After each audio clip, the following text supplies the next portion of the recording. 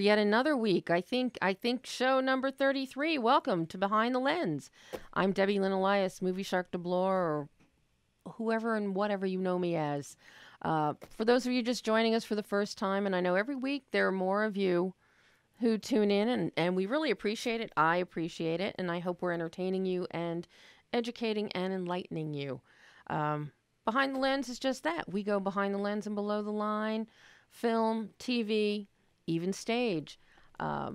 Directors, cinematographers, screenwriters, composers, and yes, we actually do talk to actors too. So a lot of our interviews are live. Some of them are exclusives that are pre-recorded. My typical cinematic cohort, I have an empty chair next to me today.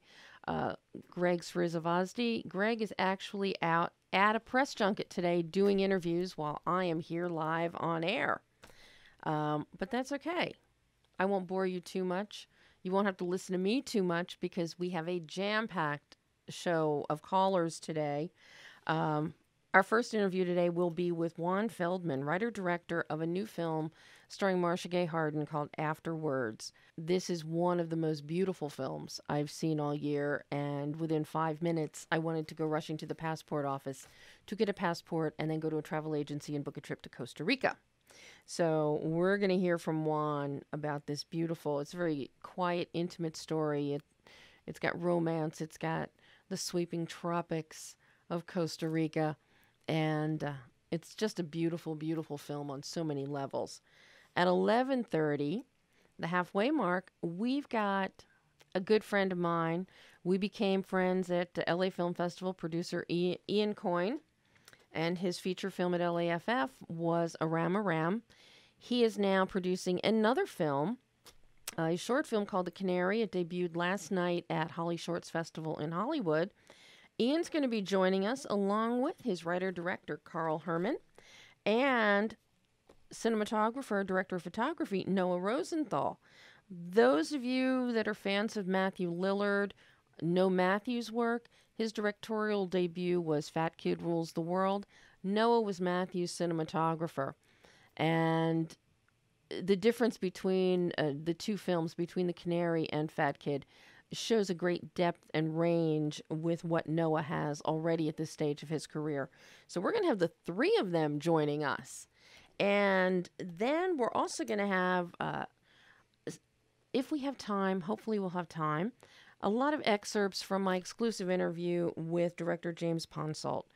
Many of you know James as the writer-director of The Spectacular Now, also Smashed. And End of the Tour is an incredible, personal, intimate film on the life and the history at the end of the tour for the legendary writer David Foster Wallace. It's based on Rolling Stone writer David Lipsky's book that was written in 2008 following Wallace's suicide. He is the author of the book Infinite Jest, a hefty little 1,079 pages that rocked the world and pop culture when it came out.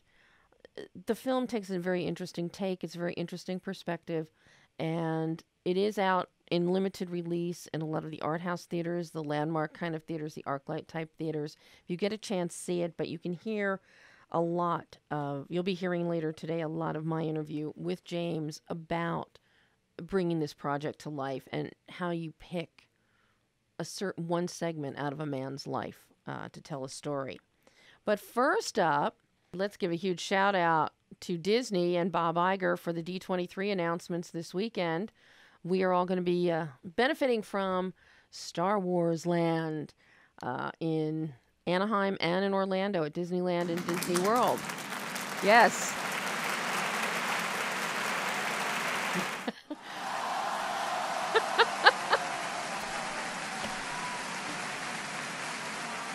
Okay, this is obviously the most exciting news we have ever had on Behind the Lens, according to my lovely sound engineer, Brian. He is a huge Star Wars fan. And for those of you in Florida, thank you, Chewbacca.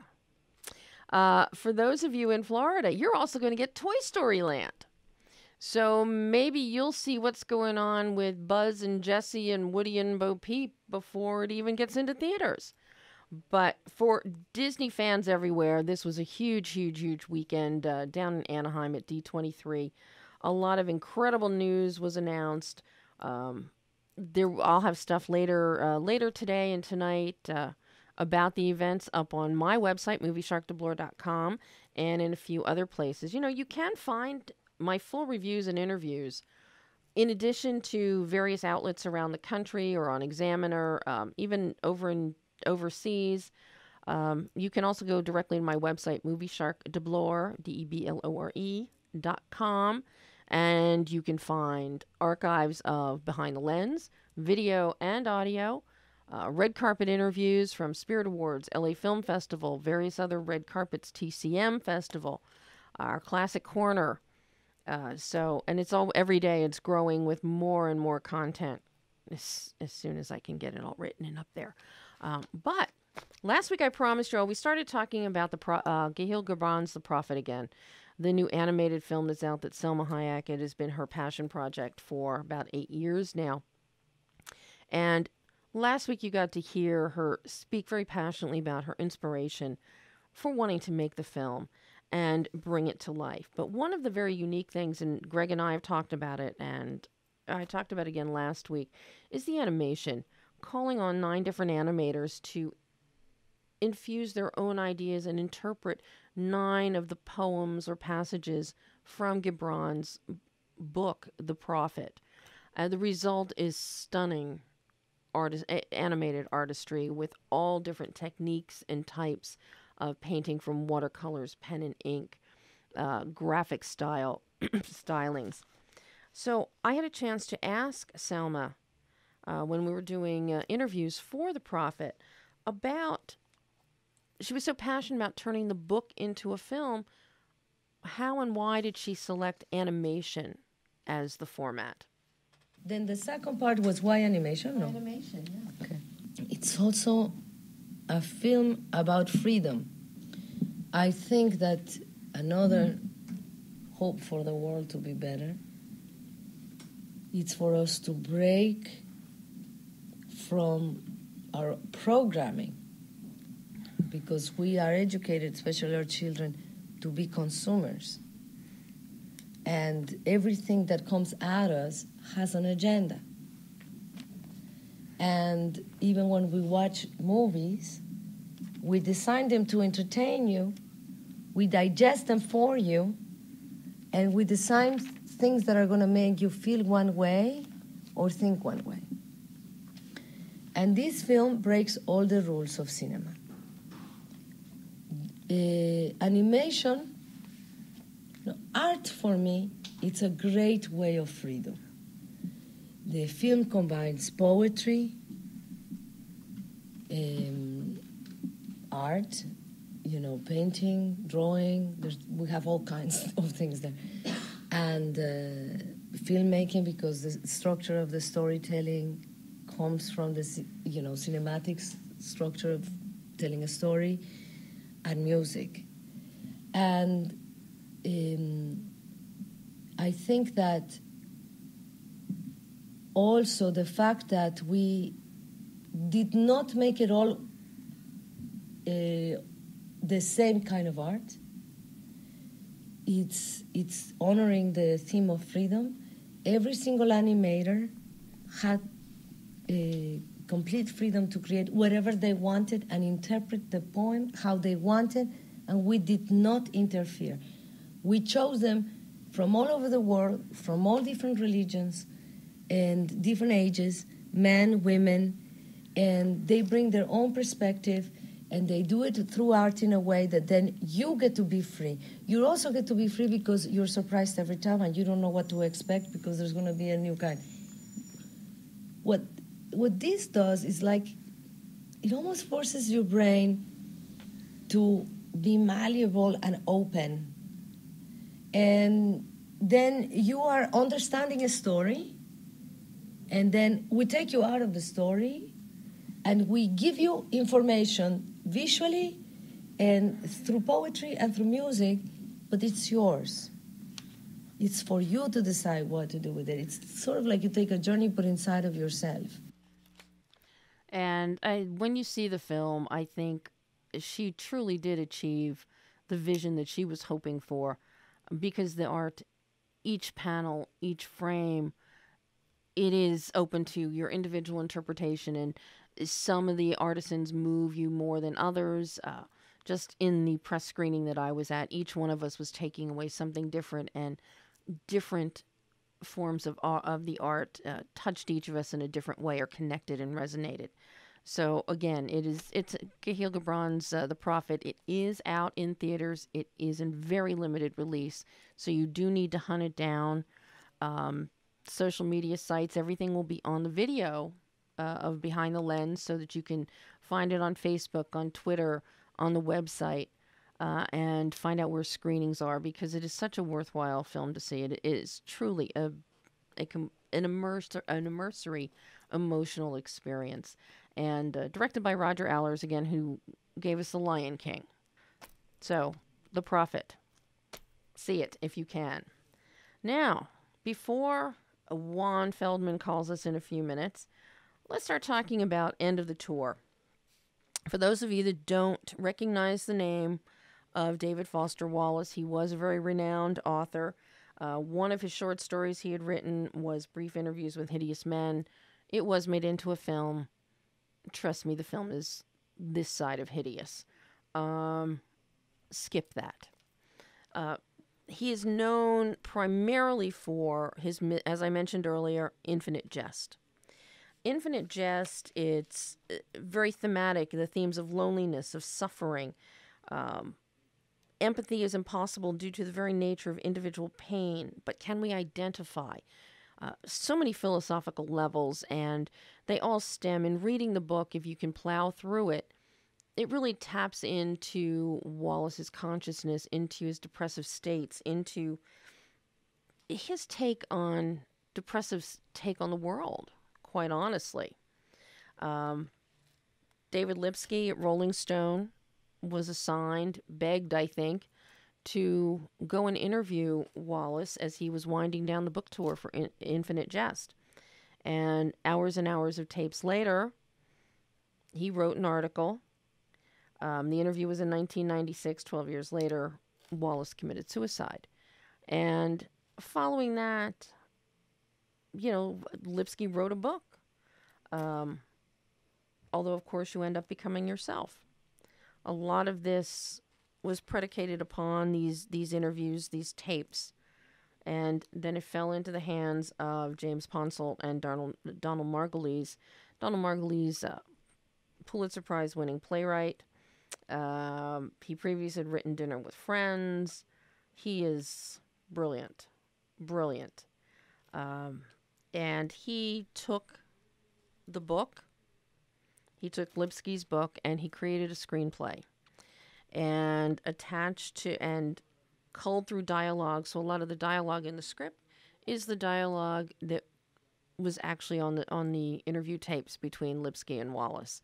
And it's an interesting thing to watch. It's an even greater thing to see, to understand it unfold, as interpreted by Jason Segel, who plays David Foster Wallace. And now I see, before I can play any of the audio of James Ponsoldt, we have Juan Feldman on the line to talk about Afterwards. Welcome, Juan Feldman. Hello. Hello, Juan. How are you? I am doing wonderful. How are you, Debbie? I am fine. Welcome. Thank you so much for joining Behind the Lens today. Thank you for having me. I am as I said at the top of the show, and as I think I emailed to both Kim and Scott, your publicists, I'm ready to go to the passport office, get a passport, go to the travel agency, and buy a ticket to Costa Rica. Yes. Yes, or anywhere for that matter. No, that's the message. No, Costa Rica. It is what you and your DP Salvador Vallo have done, and the images you put up there. Each one is more beautiful than the last. Thank you. Thank you. It is a wonderful place, and it's a place that connects you with life itself. Costa Rica is a place that, and I am not from there. I am from Uruguay, hence my accent. my accent. But Costa Rica is a place, it's a very different country with no army. Their greeting is pura vida, which is like, pure life. Mm-hmm. And the way of being and the country itself, it really connects you with life. So and anybody that sees this film, which is in theaters and on VOD come Friday, they're going to see just how vibrant and alive this film is, from the saturated colors to the tropical forest to the metaphor that you create with butterflies and orchids and the lens, and the metaphor is undeniable in there, and it's a stunner. But where did this story come from? Let the listeners tell them about the story, what it is, and where it came from. And since you aren't from Costa Rica, how'd you pick Costa Rica for a location? Well, first of all, being in Los Angeles for 20 years and being from Uruguay again, such a small country where I'm from, we don't have freeways, and here seeing people drive to work and from work for, a couple of hours sometimes. And, I always felt the need of telling the message about people finding whatever they like within yourself and make sure you live life before you die. So could have been any character, but I'm a big fan of libraries, and I picked up a librarian as a central character, as a person who that's the only thing she has in life, books, and she's been living her life vicariously through other people, and this is an opportunity for her to step in the court. And you have to see the movie. I don't want to spoil it, but it is a person who has nothing and she wants to experience something, even if it's in the 11th hour, like she said. And I think once you do that, and her motive was to kill herself, and even if it's about that, just do something, get in touch with life, and go for it. So that was the idea behind, and that is why I think it's important for people to see this film and to see what you like, because it will be different for you, Debbie, or for me, and everybody's different, but we all have a passion, and I want people to find out what that is. Well, so that's the story behind. And then the location is because this is actually my first directing film, but it's my fourth film that I produce in Costa Rica. And why? Because such a beautiful place, like you said. Oh, yeah. And it's very American-friendly as well. And prices are, pretty good. So, yeah, it has all the components. I'm also the producer of the film, so I have to be careful with budget. So it fits the description, yeah. Well, one of the things that I love is that you did pick a librarian as your main character, played by Marcia Gay Harden, which I have to tell you, I think it is Marcia's finest performance, because we really we see this incredible emotional arc and a chameleonic physical transformation as well. And with a librarian, everybody can identify with a librarian, even in schools today where libraries have been getting the short shrift. Just from movies and all, I think the seminal character everybody envisions is Shirley Jones as Mary and the librarian in The Music Man. They're mousy, they're very quiet, their head is always in a book, and they experience the world only on the page without ever living it.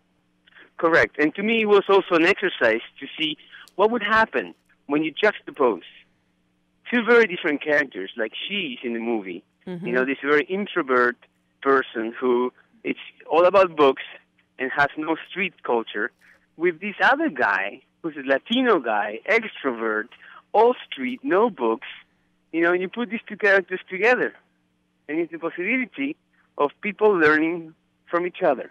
And we see that unfold as, the character of Juan, beautifully played by Oscar Haneda. Yes. I mean, he is so full of life and energy, which is the perfect balance to Marcia's more timid Jane. And but you see him start as he's opening up the world to her.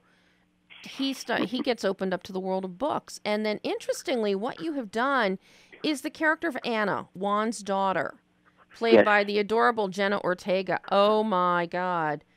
The cute factor. The cute. We always call her. She is the cute factor. She's great. But Because, it is a challenge to write about any depressive character, because you ultimately always want to engage the audience. Mm-hmm. And if it's something heavy, and so you have to make sure that the script and the movie, it's balanced. Mm-hmm. And that's why we have Juan, like you say, an extrovert with a lot of energy, and then Jenna, who's a wonderful, young star, who, by the way, just signed with Disney, and I think she's going to become a huge star. I agree with you, Juan. Yeah, she's amazing. And, she doesn't speak, this is an interesting trivia fact here, and when you see the movie, you'll be like, what? For people, she doesn't speak any Spanish, and he doesn't speak any English. So it's all phonetics for the both of them. Wow. They're amazing actors, all three of them. Unbelievable actors. Well, and what I love about the character of Anna is that she is the best of both worlds. She loves libraries, she loves books, but she also loves life. Yes. Yes, and also because, he's very Latino, like he says. Sorry, we are Latinos, and she's, very, the quintessential American, reserved with you need your own space. And the girl, I think, it also represents the new generation who, maybe because of the internet, but they're in touch with the world, and they're beyond these stereotypes. Like she like she says, she studies American universities, on the internet, and she's aware of it. She's in a small country, far away, but she's aware of the world. Mm-hmm. And I think very telling, an adorable nod you put in there was where you have Anna when she thinks she's, after she's met Jane, and it's like, so nice to meet you, I'm on Facebook. You can find me on Facebook. And Marcia's character, Jane, goes, I don't do the Facebook. And exactly. Because we take things for granted.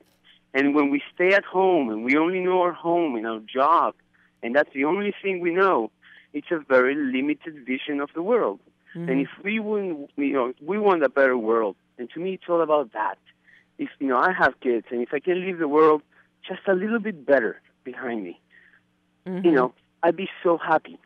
So, I think it's important to get out there, to explore, and find yourself and find what you really like.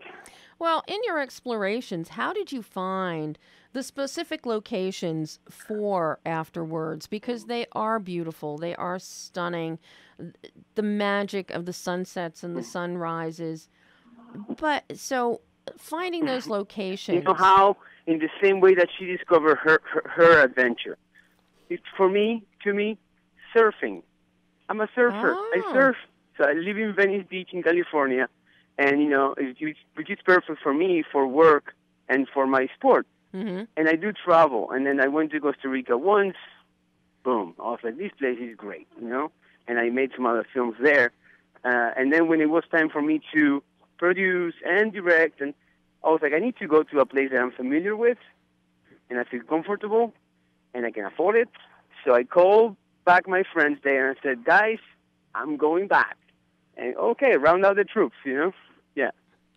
So how did you when you were writing this script, because it is so visual and it goes hand in hand with the emotion, were you visualizing images that you wanted to capture? Absolutely, yes. And also you start visualizing those characters, how they can interact with that, backdrop. Mm-hmm. But again, Costa Rica, I think it offers so much, so many good locations, which actually they look great on film, but sometimes they're hard to capture in a way because, it's so full of life, and that, you have the cicadas being very loud, or the ocean being very loud. You have the everyday afternoon storm rolling in, getting you your beautiful blue sky turns dark, so you have to be careful. You have to schedule for it properly. It's always a challenge. How but it's great. how did you and Salvador go about? Did you storyboard? Did you shot list? And how logistically challenging was this? Because some of those locations that you're going to appear quite remote. Yes, they are. And actually, well, we didn't have much planning on this one in particular. He pretty much showed up the day before, and he left the same day that we wrapped. So I had to actually go back with a different crew and shoot some of the pickups. When you shoot the film, then I came back to Los Angeles. I did all prep and all post in LA. I wanted to keep it local, and I did. But so when I did the editing, I left some gaps that I went back to Costa Rica to fill specifically those shots that I needed. And again, planning shooting in Costa Rica or anywhere for that matter, any movie, you can plan up to a point. And it's true, fail to plan, plan to fail. So you have to plan, and then you have to be really creative to adapt and adjust to shoot. Well, and then the fact that we were able to shoot the whole thing in 3 weeks, which is where we had budget and schedule, it's also a miracle. We shot on one side of the country, and then when we went to the other side of the country, to the Caribbean side, we hit the biggest storm they had in 11 years. Of course you did. Oh my God! As every single truck, we caravan across the country, and when we got to this little town, there's only one bridge that connects the town in, and as we're walking, we're driving in, all of us, buses, the crew, the cast, equipment, and I'm the last car closing it in, and the picture vehicle is right before me, and our picture vehicle, that van that you see in the movie, breaks down on the bridge, blocking the bridge, the only entrance to the town. It's like, welcome, here we are, the swim crew. So as it's raining and pouring, and it's just crazy. Well, of course, we're shooting the next day in the morning. So, never a dull moment.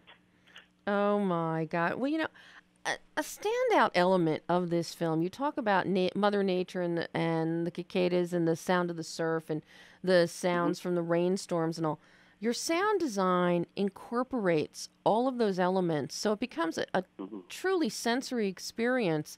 But then you also have Andrew Gross has composed beautiful, a very eclectic score that also is fueled by the sounds of nature. Thank you, Debbie. I love when people appreciate that and notice. This character, it has an arc, like you said, where at the beginning she can't feel. She just can't. And then I played with the visual, and you have to be really detail-oriented to notice that I did a color correction where the colors are more saturated later than before, and same thing with the sound. The sound design was made by Ed Callahan. It's an old-timer.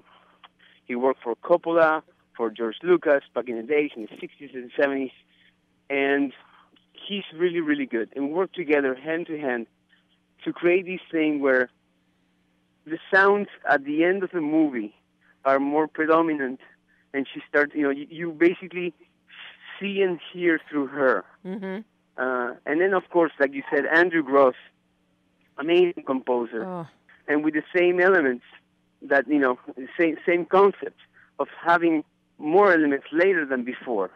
So at the beginning, we don't have anything too crisp. We don't have any symbols. We don't have anything too happy and sharp. And towards the end, you can start sensing all those sounds as well.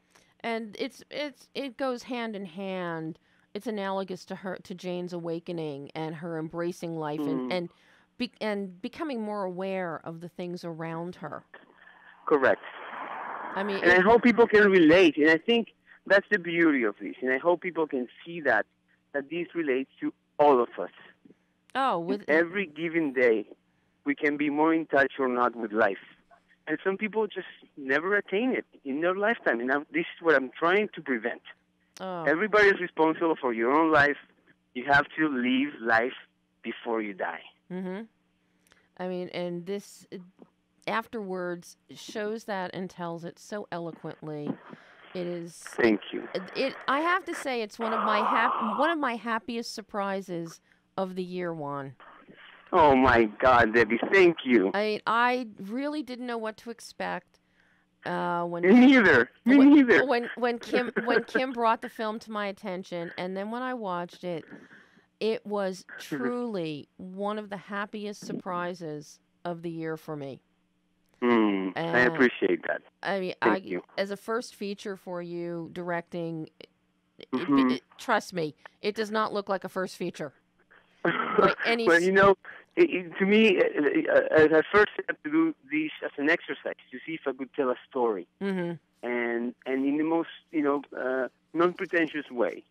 I love the fact that I always love the audiovisual and how the juxtaposition of images moves the story forward, and always respecting the audience, because I do respect your time and everybody's time. If you give me an hour and a half of your life, it's huge for me. So I hope people can take something from this. Juan, I will give you an hour and a half of my life anytime if everything you do is this fabulous. Thank you. Juan, I can't thank you enough. Afterwards, in theaters and VOD this Friday the 21st, and I hope you will come back again and talk to us again. Thank you. Yeah, and I'm so happy and grateful that this film is in theaters. Yeah. All across the U.S., starting Friday, like you said. And also, for people cannot, they're in small towns or they can't go to the big city to see the film, it's on iTunes, it's on VOD, like you said. Check your listings.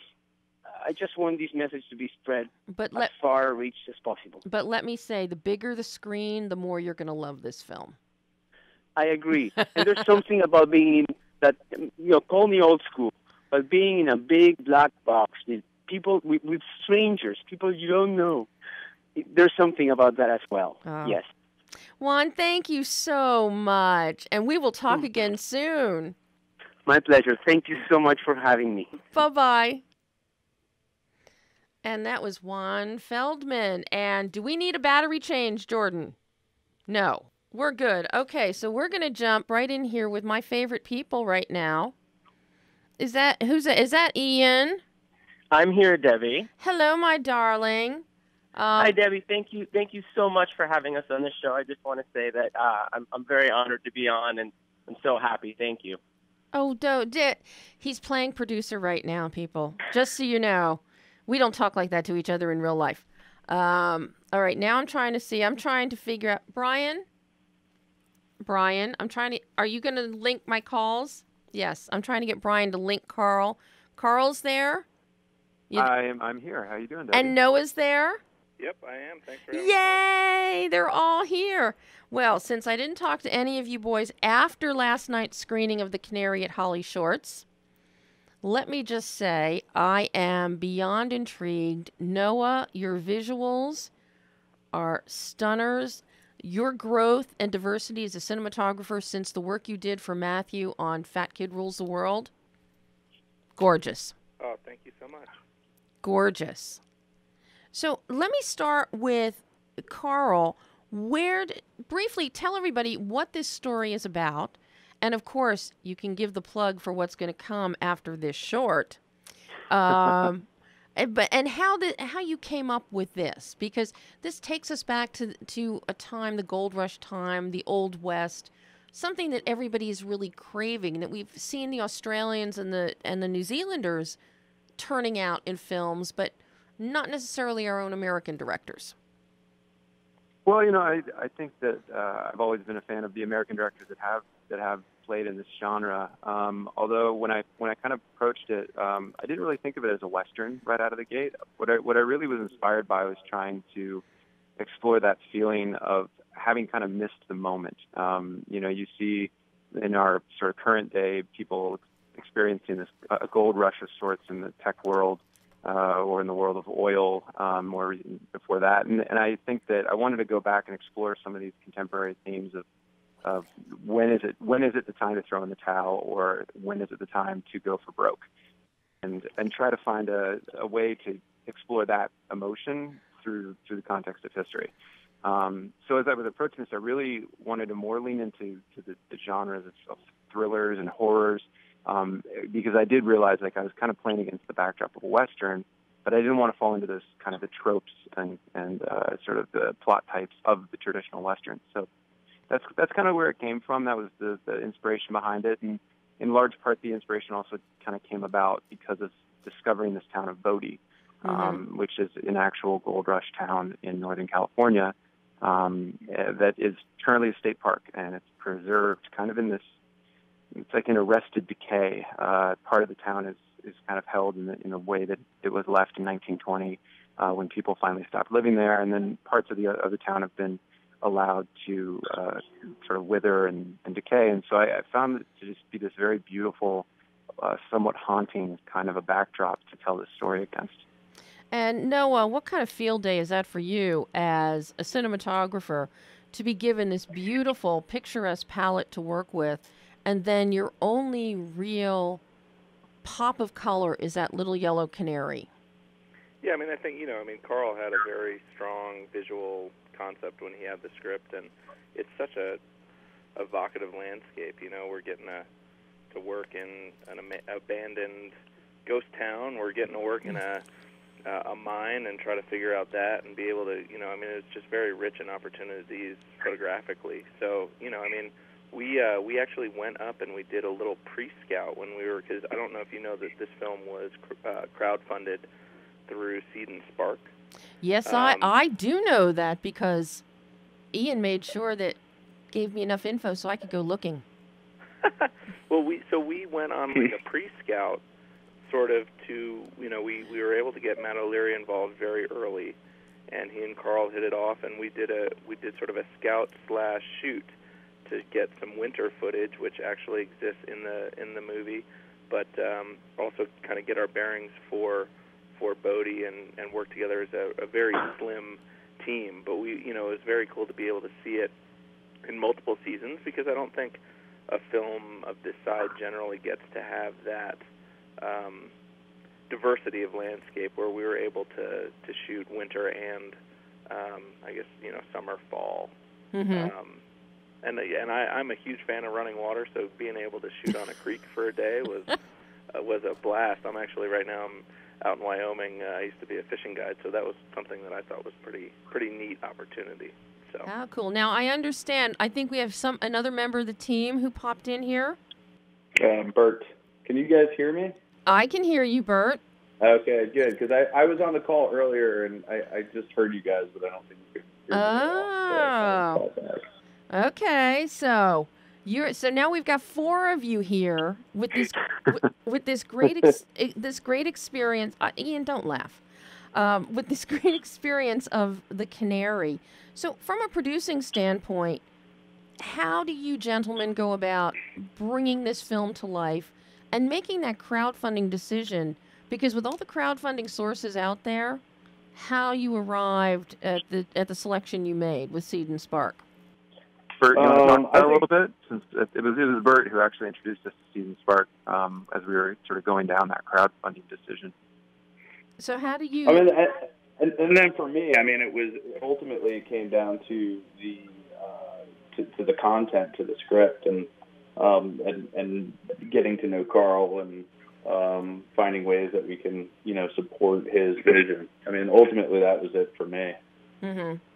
Yeah, but speaking to Seed and Spark specifically, I think that the decision for us was that, nothing against Kickstarter or Indiegogo, they're terrific websites. What we really were interested in with Seed and Spark is they specifically curate their crowdfunding to filmmakers.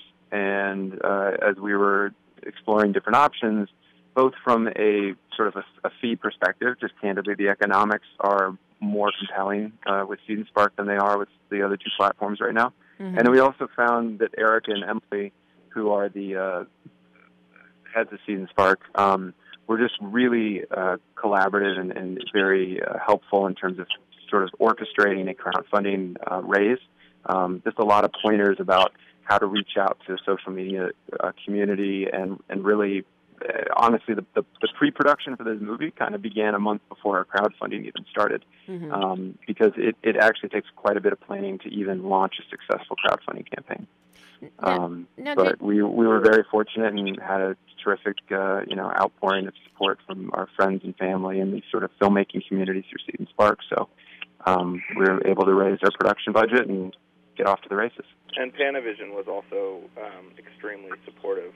We couldn't have made this at the level that we did without their support. So. What did you shoot this on? What kind of lenses did you use, Noah? We shot on, sort of, I guess, Panavision now has a line of P vintage lenses, which are all rehoused lenses from, the 80s, and we shot on the non-rehoused lenses. So, we were shooting on basically super speeds from quite a few years ago, and they were coated lenses, and Karl and I did we did a pretty extensive lens test. And one of the things that from that lens test that we decided was that even though we liked the 2:3:5 aspect ratio, that we were both really drawn to that spherical lens look, especially with flares and depth of field and things like that. And so, we were very lucky to get in and do that and take a look, because I feel like even in the feature world now with independent movies, there's just less and less time before the boat's already going down the river to be able to get a chance to test and shoot tests. So Karl and I, we were looking at things like flares, and also how we knew that one of the things that would be not necessarily a challenge, but an element in the cave would be a point source of light of the lantern. And we were both very worried because, some of the vintage lenses that are uncoated are really beautiful. Yeah. But what happens is you get a ghosting. And because we knew we were going to have that really, in the cave, that strong point source, we were very worried about sort of multiple ghosting reflections within the lens. So that was a big determining factor of sort of how vintage do we go, how funky do we go. And so I think we let that guide us to a place that I think works really, really nicely in terms of the glass. Yeah, and it's interesting that you say that now. I just talked to Bobby Bukowski at length yesterday for the work he just did on Oren Moverman's latest film with Richard Gere, and he went with the Hawk V Plus anamorphs. And because their big thing with the Hawk V Plus is the anamorph element is in front of the spherical elements, which gives you that nice, soft, edging on the sides. You get your depth of field, your distinct plane of focus, your streaks and flares and elliptical. So, I mean, a lot is to be said for these vintage lenses that are out there. Oh, totally. I think, it's fun. I think that digital photography has had us working towards kind of, digital photography has come along in the same point in which lenses for film cameras have been working towards sharper, sharper, sharper. So what's nice is that, if you pair a digital sensor, which is inherently sharper in different ways, there's more digital elements, obviously, than film, and you pair it with lenses that are a little less sharp, you get, I think, a really nice result. But just in general, I tend to lean away from anamorphic and towards spherical, because to me, and I might be one of the very few cinematographers out there, I think it's very in vogue right now, anamorphic, because on these digital cameras you get higher resolution because you're getting more pixels per the sensor size. But I find the flares, the anamorphic flares that streak across the screen, I find them very mechanical. And what I love about spherical lenses is the way that they flare as a very natural feel to me.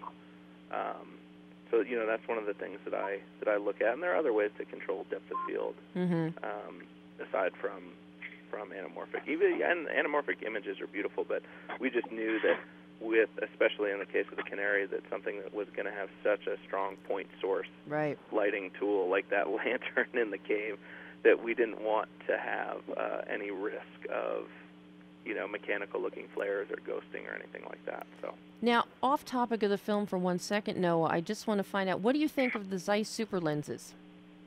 The Zeiss Super Speeds? Yeah.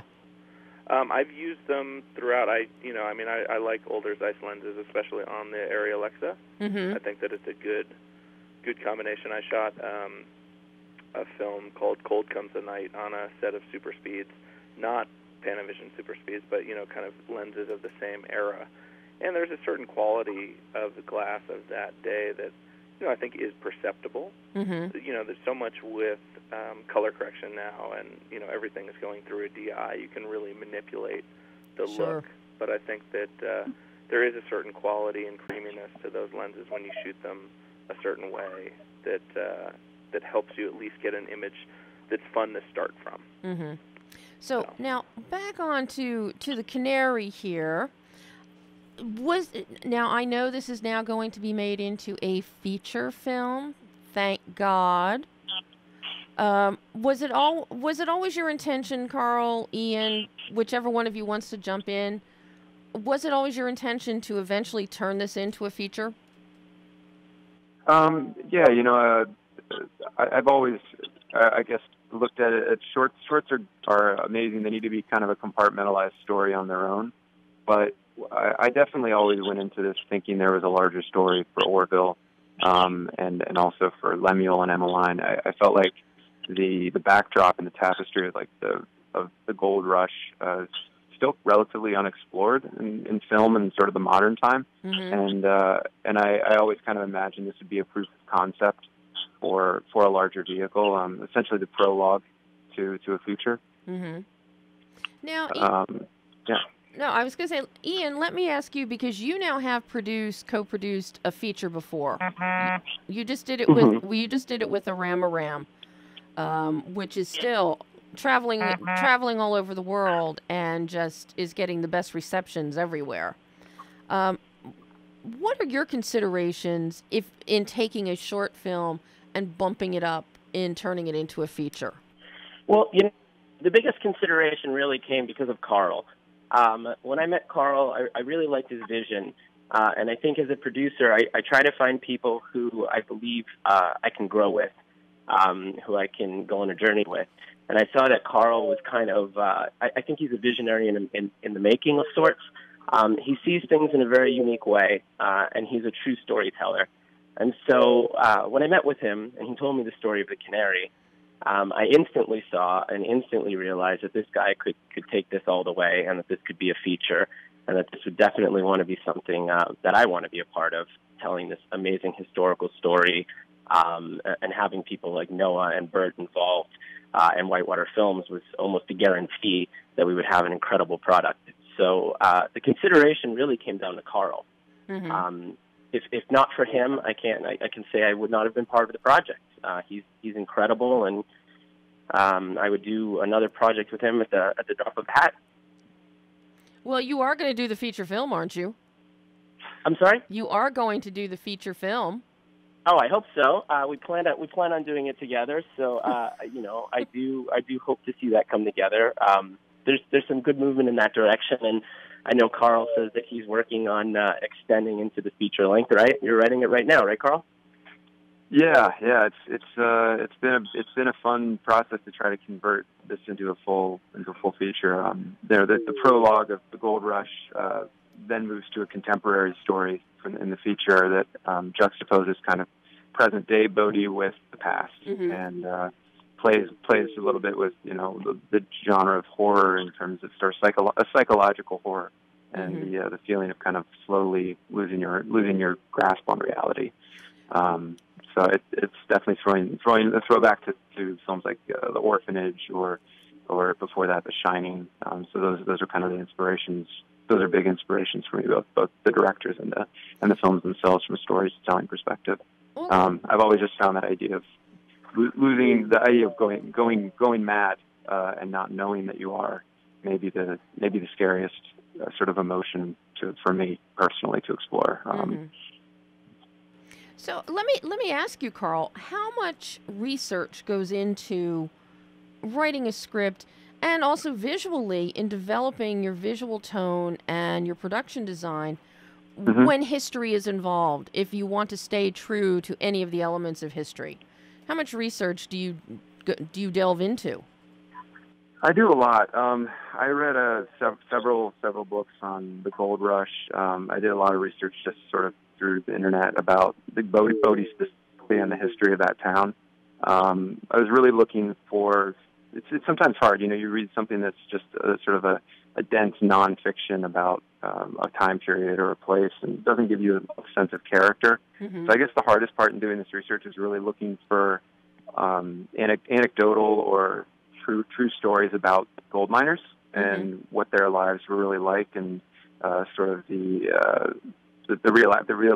realism behind that. Because I think we have an idea sort of through history books of what Manifest Destiny looked like, and what the gold rush looked like, but it was important to me to try to drill down and access the authenticity of that. To the extent that we could from a production design perspective, we were a little limited in what we could do there because of budget. Mm-hmm. So we had to be very sort of crafty in between working with Ian and Bert to come up with like very effective ways to deploy our capital in the production design, so that it felt authentic on a budget, and then also working with our production designer Allison Fry, who was just a rock star and was able to really meet all of the needs that we had as far as art direction goes. So we were really fortunate, and I think we just made very specific choices that felt honest to us, and based on the research I've done, were honest sort of portrayals of what life was like back then. But without trying to go too far and have too many props and too much art direction, so that there were a lot of things that you could poke holes in. And I think trying to avoid a nostalgic look. I mean, I think that's something that Karl and I talked about a lot, was trying to create a look that felt of that era visually, but not like a postcard. Yeah, exactly. Something that felt organic, like you feel and you buy that time period, but not broadcasting that time period. So we looked at a lot of visual references to try to find something that I think ended up having a very classic movie look, but not something that was too nostalgic that it brought attention to itself, if that makes any sense. No, I mean, you've got an extremely cinematic look. It's very cinematic. It has truly that John Ford kind of scope to it, which is something that I found to be one of the most impressive features about the short overall. Can we get that right? That's a huge compliment. Thank you, Debbie. Compliment. We really appreciate that. Yes, you can get it in writing. Oh, my God. The abuse I take from some of you, I'll tell you. No, I mean, I didn't know what to expect going into this short last night. And I have to say, Ian, you may have seen my Facebook post about just because there are iPhones and cameras out there does not mean people should pick them up and make a film. I was not in any way, shape, or form referring to the Canary, but some of the other things in your shorts block. At Holly Shorts, I gotta wonder who ponied up the cash for those. Well, I feel really fortunate to have been in this festival. I think that I've seen a lot of programs, and there's a tremendous amount of talent here. And even in the program last night, I was really impressed. Some of the filmmakers coming from, especially the sort of the foreign markets, clearly didn't have a huge budget, but I thought you could see budding talent there, especially like $600, which played right before ours. Right. I felt like that director has such a command of comedy and sort of tension at the same time that usually may not translate when you're going from Spanish to English. Language a lot of times is hard when it comes to comedy. But I thought he just did a terrific job, and I felt really honored and humbled to be up there with some of those directors last night. Oh, I just loved, for $600, I loved the comedic beats in that one. They really, and it lightened that whole grouping. It lightened the tone of the whole grouping. Yes, I was feeling that too. Kind of midway through the program, I'm like, oh, this is clearly not the feel good Sunday block of film. No. Well, we've been paired in Sarasota where we premiered. We were paired with just a good old family incest film. Oh, good. Yeah. Oh, well, that's an interesting pairing. Of course, could the incest have stemmed from somebody having too much gold that they accumulated during the gold rush? They did shoot somewhere up in Northern California, but I didn't get any sense that it was gold related.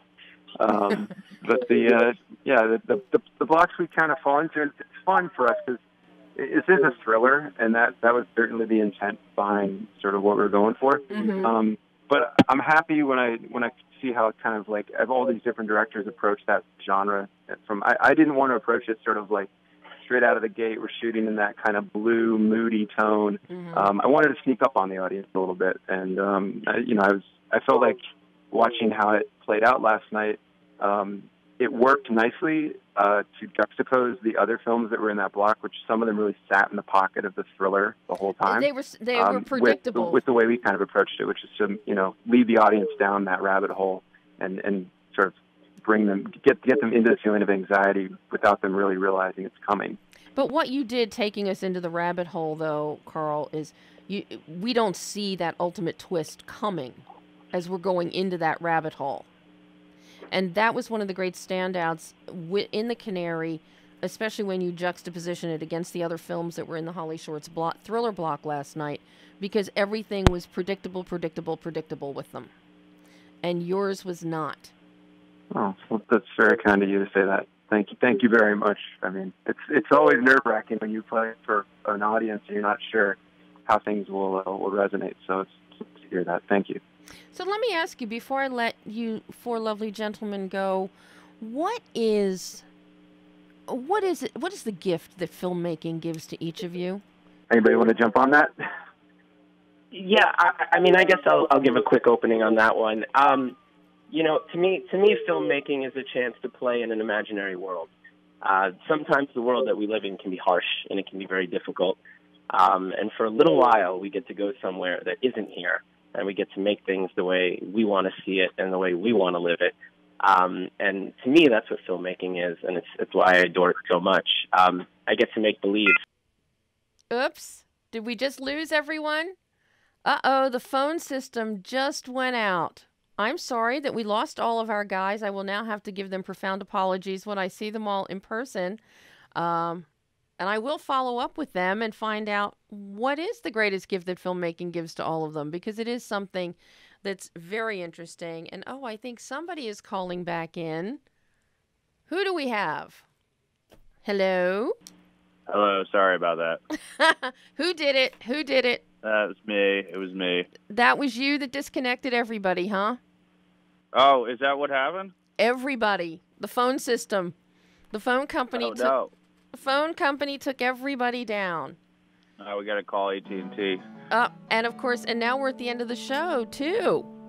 Oh, that's a bummer. So now I'm going to have to contact all of you just so I can get answers and put it on my website for everybody. Sure. Do you have everyone's contact info? Ian's going to give it to me. Okay, perfect. I can't thank you guys enough. I mean, it was so fabulous. Well, likewise. I really enjoyed the time. And I hope that you will keep, call back again as you get further along in the process of doing the feature. We'll definitely do that. Is anyone else on the? Am I the only one on the call right now? You're the only one. Okay. I got you all to myself. I just wanted to make sure that I gave everyone an opportunity to talk to. No. Yeah, absolutely. We'll definitely keep you informed as we're moving forward. And again, thank you so much for taking the time and doing the interview. Terrific. Thank you. And that's it for Behind the Lens. Till next week.